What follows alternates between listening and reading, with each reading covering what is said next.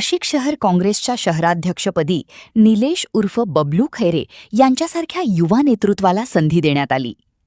राज्य आणि देशाच्या राजकीय पटलावर देशातील सर्वात मोठा पक्ष असलेल्या काँग्रेसची स्थिती काहीशी विपरीत असताना नाशिक शहराच्या पक्षाची धुरा बबलू खैरे यांच्यासारख्या तरुण तडफदार नेतृत्वावर देऊन जुन्या जाणत्या नेत्यांनी एक संदेश देऊ केला आहे. या पार्श्वभूमीवर माजी मंत्री बाळासाहेब थोरात आणि खासदार डॉक्टर शोभा बच्छाव, माजी अध्यक्ष राजाराम पानगवाणे, माजी नगरसेविका वत्सला खैरे, शरद आहेर, रमेश कहांडोळे, निरंजन टकले, ज्ञानेश्वर गायकवाड, कैलास कमोद यांच्या मार्गदर्शनाखाली पदग्रहण सोहळ्याचं आयोजन करण्यात आलं होतं. आजच्या दिवसाला ऐतिहासिक पार्श्वभूमी लाभली होती. याच दिवशी शिवछत्रपती शिवाजी महाराज यांचा राज्याभिषेक झाला होता. हाच मुहूर्त प्रमाण मानून शहर काँग्रेसच्या शहराध्यक्षपदाची सूत्रे निलेश उर्फ बबलू खैरे यांनी हाती घेतली. बाळासाहेब थोरात आणि डॉक्टर शोभा बच्छाव यांनी बबलू खैरे यांचे अभिनंदन करून त्यांच्या भावी वाटचालीस शुभेच्छा दिल्या. आजचा दिवसही चांगला आहे. छत्रपती शिवाजी महाराजांचा राज्याभिषेकाचा दिवस आणि माझ्या टाईम सुद्धा जर तपासलं तर हाच टाईम असतो.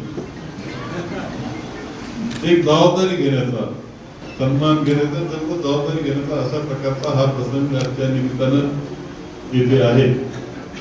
आपले तरुण नेतृत्व बबलू खैरे यांना आता काँग्रेसचे अध्यक्ष म्हणून काम करायचं आहे. म्हणजे वत्सला अक्कांचा मुलगा आणि धडपडणारा कार्यकर्ता एवढीच ओळख होती. वत्सला अक्का म्हणजे एक प्रामाणिक व्यक्तिमत्व, काँग्रेसची एकनिष्ठ, इतक्या त्याला गटतट माहित नाही असेल, काँग्रेस असेल तिथं हजर राहणार, बरोबर.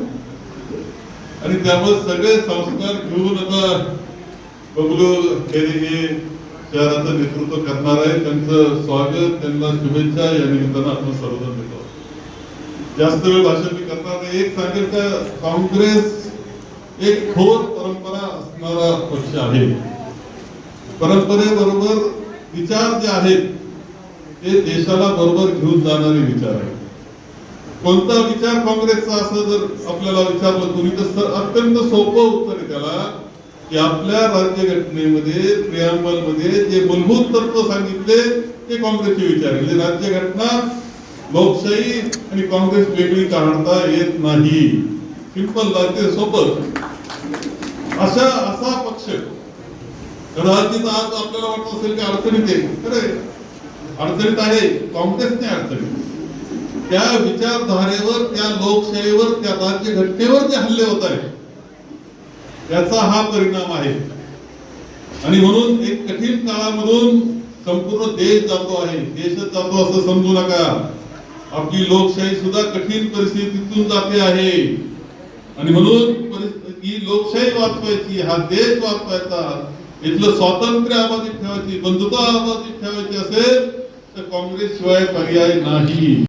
अतिशय मोठा आणि आनंदाचा दिवस आहे. कारण आज आपल्या हिंदवी स्वराज्याचे संस्थापक छत्रपती शिवाजी महाराज यांचा राज्याभिषेक झाला. आणि आज आपल्या दुसरे आपले सन्माननीय निलेशजी खैरे यांचा पदग्रहण समारंभ आहे. यांचा देखील राज्याभिषेक आज शहराध्यक्ष म्हणून आनंद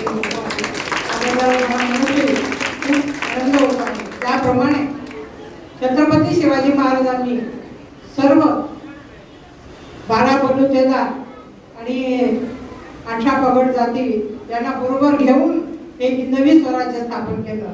त्याचप्रमाणे बबलू आपल्याला देखील सर्व काँग्रेसचे पदाधिकारी, जुने नवे, कुठलंही गटबाजी न करता आपल्याला त्यांना बरोबर घेऊन या ठिकाणी कामकाज निश्चितपणे करायचं आहे.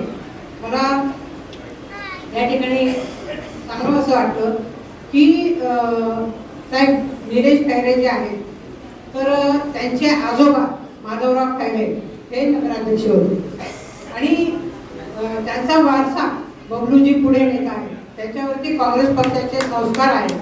सर्व धर्म समभाव हा सगळ्यात मोठा विषय आहे आणि एक काँग्रेसचा विचार घेऊन ते पुढे जात आहे. म्हणजे आपल्याला कल्पना आहे की महानगरपालिकेच्या निवडणुकीमध्ये म्हणजे त्यांच्यावर अशी परिस्थिती आली होती, परंतु कुठलंही जे होईल ते होईल, निवडू किंवा पडू, परंतु आम्ही काँग्रेसचंच तिकीट घेऊ आणि काँग्रेसमधूनच उभं राहू. ते थोड्या मतांनी ताईंचं वत्सलाताई पडल्या, परंतु त्यांनी त्यांची विचारधारा ही सोडली नाही. त्याबद्दल खऱ्या अर्थाने मी ताईंचंही अभिनंदन करते आणि बबलूचंही अभिनंदन करते.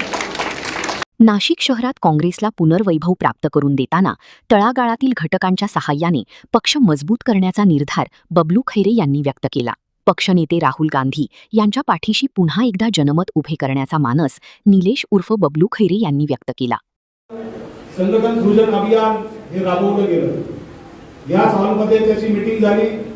याच हॉलमध्ये सर्व काँग्रेस पक्षाचा उहापोह झाला आणि या खालच्या हॉलमध्ये सर्व कार्यकर्त्यांचे मनोबल आपले जे निरीक्षक होते खान साहेब, मकसूद खान साहेब, त्यांनी जाणून घेतले.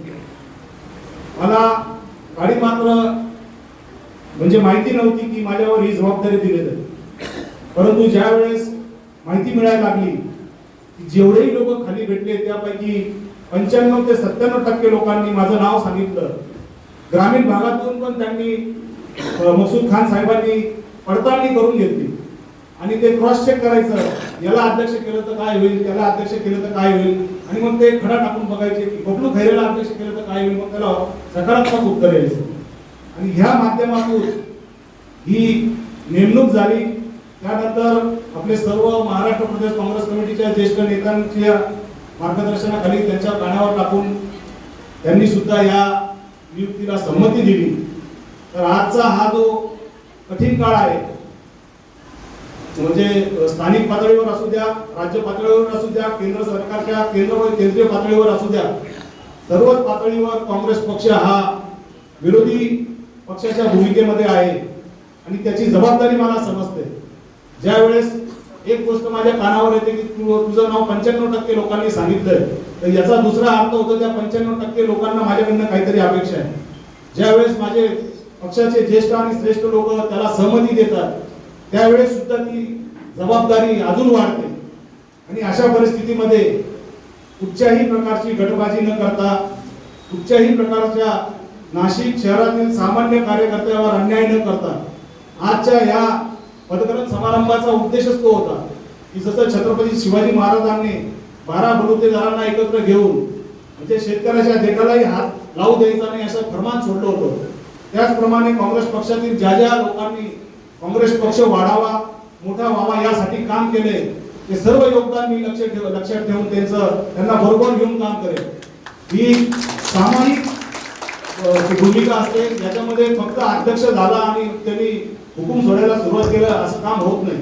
कोणीतरी कॅप्टन झालं तर कोणाला तरी बॉलिंग करावं लागते, कोणाला तरी बॅटिंग करावं लागते, उरलेल्या सर्वांना फिल्डिंग करावं लागते. एक टीम वर्क आहे आणि त्याचं भान ठेवून की माझ्या जुन्या सहकाऱ्यांना, नवीन सहकाऱ्यांना बरोबर घेऊन, जुने जेवढे मार्गदर्शक नेते मंडळी आहे यांच्या कानावर प्रत्येक गोष्ट घालून त्यांची संमती घेऊन हा काँग्रेस पक्ष या शहरामध्ये वाढवण्याचा प्रयत्न करेल. या प्रसंगी उपस्थित सर्वांनी बबलू खैरे यांचे अभिनंदन करून त्यांना शुभेच्छा दिल्या. पदग्रहण सोहळ्यासाठी विजय राऊत, नानासाहेब जायभावे, तानाजी गायधनी, सिराज कोकणी, रईस शेख, नगरसेवक सुफी जीन, जाकीर अत्तार, दिगंबर गीते, रमेश जाधव, स्वाती जाधव आणि काँग्रेसचे जुने जाणते नेते, पदाधिकारी उपस्थित होते. गुड्डू शेख, दिशा न्यूज, नाशिक.